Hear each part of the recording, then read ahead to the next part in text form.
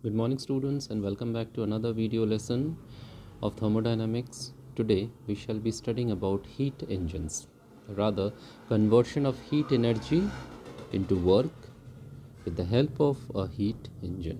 As you can see right now on your screen, the basic structure of a heat engine has been shown.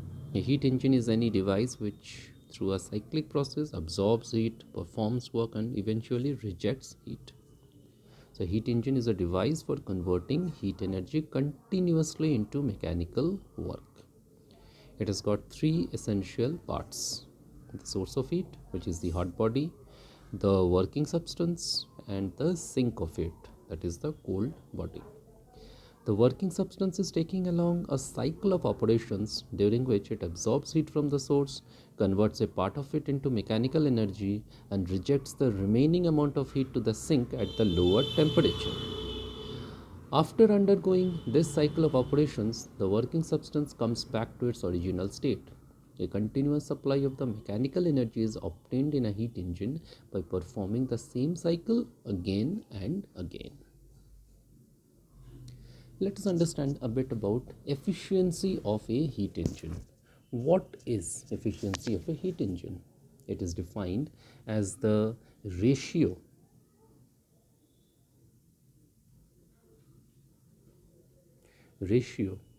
of the external work obtained to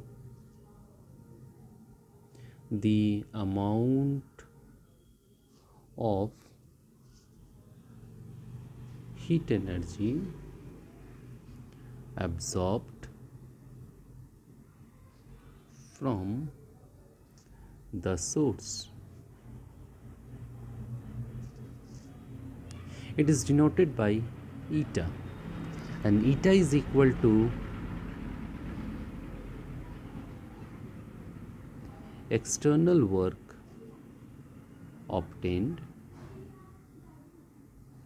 divided by heat energy absorbed from the source. Now let us observe this diagram once again. As I told you, this is the block diagram for a heat engine. The working substance absorbs an amount of heat, say Q1,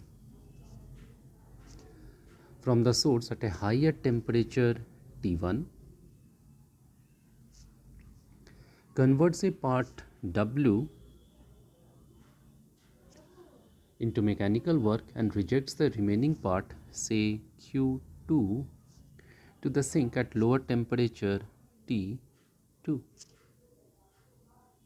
So if Q1, Q2 and W are all in same units, then we may write W to be equal to Q1 minus Q2.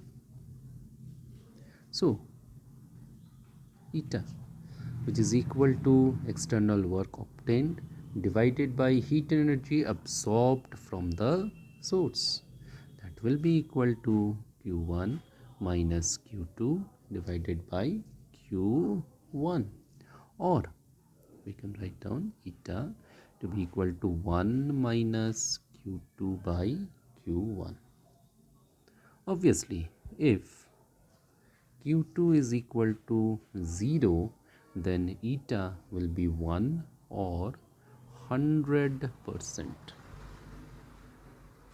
So as already pointed out in the formulation of the second law of thermodynamics, no heat engine can be designed so that whatever heat it may absorb from the source, all of it will be converted into the mechanical work. Therefore, in practice, the efficiency of a heat engine is always low and much below the 100% mark. For example, a steam engine possesses efficiency of about 12% to 16%. A petrol engine may have efficiency up to 26%, while a diesel engine up to 40%. What are the different types of heat engine? Basically, they are of two types: external combustion engine and internal combustion engine. In external combustion engine, the heat to be supplied to the working substance is produced by burning the fuel outside the cylinder and piston arrangement of the engine. The steam engine is an external combustion engine. Similarly, for internal combustion engine, the heat to be supplied to the working substance is produced by burning the fuel inside the cylinder of the engine itself. The petrol and diesel engines are internal combustion engines. Coming to a very important topic of this lesson, Carnot's heat engine. A heat engine is a device which transforms heat into mechanical work continuously. The substance used, which on absorbing heat performs external work, is called the working substance. The working substance repeatedly undergoes a cyclic operation. Hence, the designing of an ideal cycle corresponding to maximum efficiency is essential for constructing a highly efficient heat engine. Sadi Carnot in 1824 devised an ideal cycle of operation which is known after his name as Carnot cycle. The device for realizing such an ideal cycle of operation is called the Carnot heat engine. Right now in the picture you can see the various parts of the Carnot heat engine. Let us start studying about it. The first one is the cylinder. The main part of the Carnot heat engine is the cylinder, having perfectly insulating walls and perfectly conducting base. Heat can enter or leave the cylinder through its conducting base. It is fitted with a perfectly insulating and frictionless piston. Heat source. It is a hot body of infinitely large thermal capacity. The working substance draws heat from the source of heat again and again, but its temperature remains constant, that is T1. Heat sink. It is a body at some lower temperature. It also has infinite thermal capacity. Whatever amount of heat may be rejected by the working substance to the sink, its temperature also remains constant at T2. Now, insulating stand. During the operation of Carnot cycle, the working substance undergoes adiabatic expansion and compression. For this, the cylinder is placed on a perfectly non-conducting stand. It thermally isolates the working substance inside the cylinder from the surroundings. Finally, the working substance. An ideal gas is used as the working substance. Carnot cycle. It's a 4-step reversible cycle, as you can see in the figure.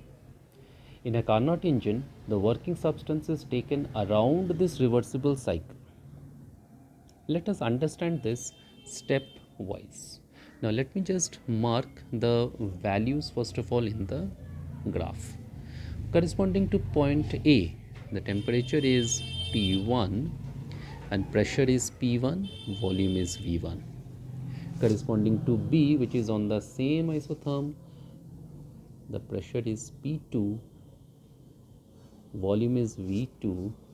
Corresponding to C, pressure is P3, volume is V3. Corresponding to D, pressure is P4, volume is V4, and now the temperature is T2. Now the first step. The cylinder containing the working substance, which may be say 1 mole of an ideal gas, is placed in contact with the heat source so that the gas acquires the constant temperature T1 of the source. Now the gas is allowed to expand slowly. As the gas expands, it draws heat from the source through its conducting base and the piston moves slowly outwards in the cylinder.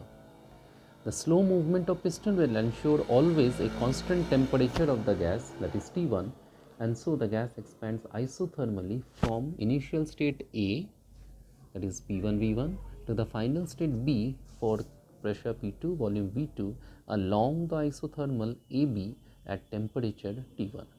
If Q1 is the amount of heat absorbed by the gas from the source and W1 be the work done by it, then we can write down Q1 to be equal to W1, that is equal to integral V1 to V2 P dV, and that is equal to R T1 log V2 by V1.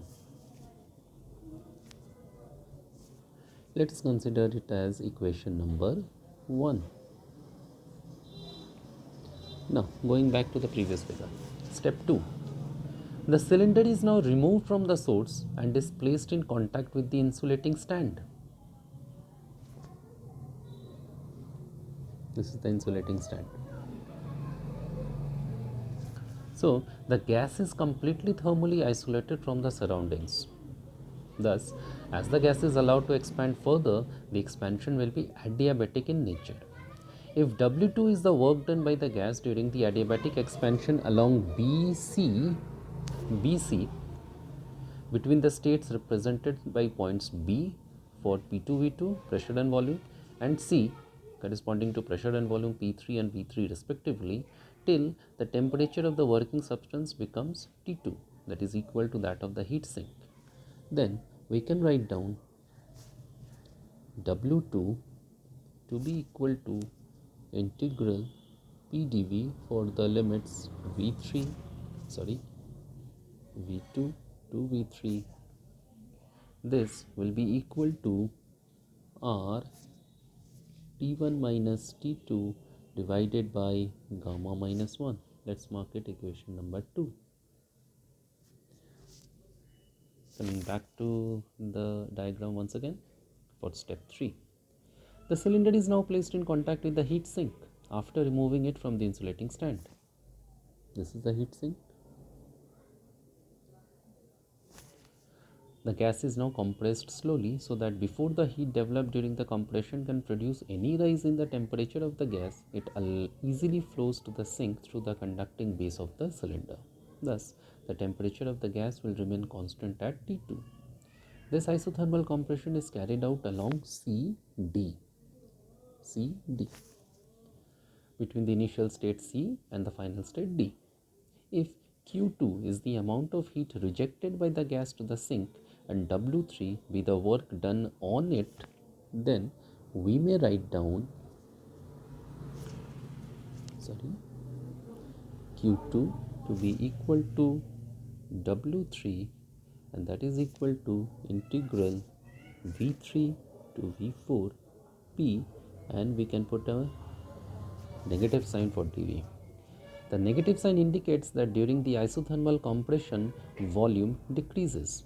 So we can write down Q2 to be equal to W3, that is equal to minus of integral V3 to V4 P dV. So that can be written as integral V4 to V3 P dV, which is further equal to R T2 log of V3 by V4. Let us mark it as equation number 3. Let us go back to the graph once again.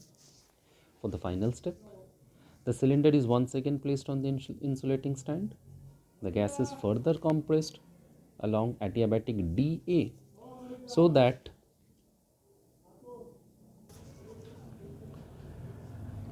we can write down the temperature of the gas to be equal to that of the source. If W4 is the work done on the gas between the initial states D and the final state A, then it can be easily proved that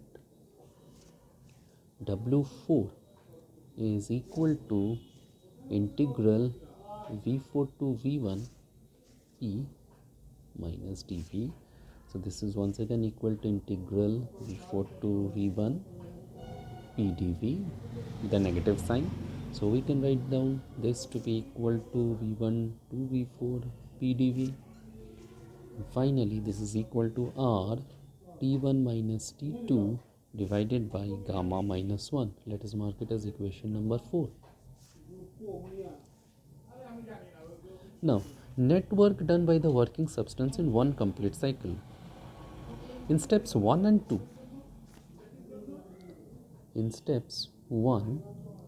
2, the work is done by the working substance. Hence, W1 and W2 are positive. On the other hand, in steps 3 and 4, work is done on the working substance, and hence W3 and W4 are negative.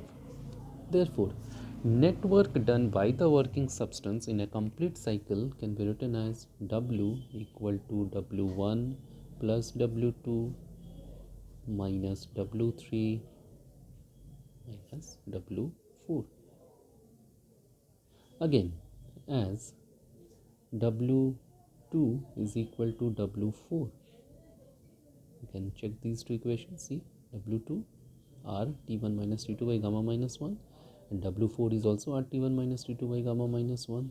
Therefore, net work done becomes equal to W1 minus W3, and this is further equal to Q1 minus Q2. So thus, in Carnot's heat engine, during each cycle, the mechanical work obtained is equal to the net amount of heat absorbed by the working substance. Now let's find out the efficiency of Carnot's heat engine. So eta will be equal to 1 minus Q2 by Q1, that is equal to 1 minus RT2 log of V3 by V4 divided by RT1 log of V2 by V1.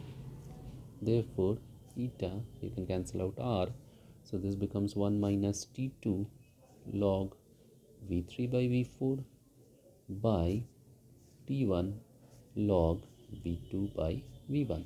Let us mark it as equation number 5. Now, check the graph once again.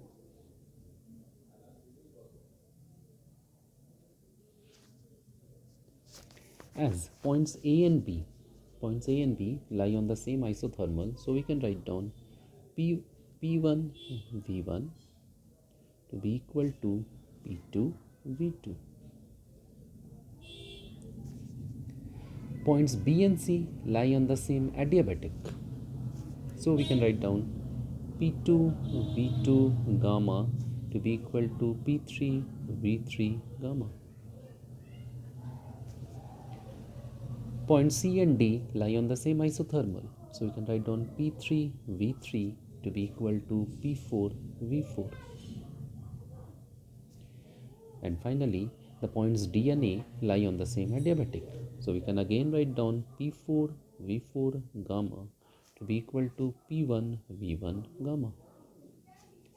Now, multiplying the respective sides of these equations, what shall we get? We will get P1 V1, P2 V2 gamma, P3 V3, P4 V4 gamma to be equal to P2 V2, P3 V3 gamma, P4 V4, P1 V1 gamma. Or we can write down V2 gamma minus 1, V4 gamma minus 1 to be equal to V3 gamma minus 1, V1 to the power gamma minus 1. Or we can write down V2 into V4 to be equal to V3 into V1. Finally, we get V3 by V4 to be equal to V2 by V1. So setting this expression in this equation number 5, what shall we get? Substituting in 5, we get eta to be equal to 1 minus T2 by T1. This means the efficiency of Carnot's engine is independent of the nature of the working substance, and it depends upon the temperature of the heat source and the sink only. Now, it is worthwhile to observe that the efficiency of Carnot cycle will be unity or 100% only if T1 is infinity or T2 is 0 Kelvin. So as neither the temperature of the heat source can be made infinite, nor the temperature of the sink can be made 0 Kelvin, so it follows that Carnot's heat engine working on the reversible cycle cannot have 100% efficiency. So in case the heat source and the sink are at the same temperature, that is for T2 equal to T1, what shall happen? Efficiency will become 0. It means that the conversion of heat energy into mechanical work is impossible without having the heat source and the sink at different temperatures. So, since eta is equal to 1 minus Q2 by Q1, which is also further equal to 1 minus T2 by T1, therefore we can write down Q2 by Q1 to be equal to T2 by T1. So if T2 is equal to 0, Q2 will also be equal to 0. So T2 is equal to 0, not possible. It implies that in a heat engine, Q2 is equal to 0 is also not possible. That is, it is not possible to convert whole of the heat energy absorbed from the source completely into mechanical work continuously without rejecting a part of it to the sink.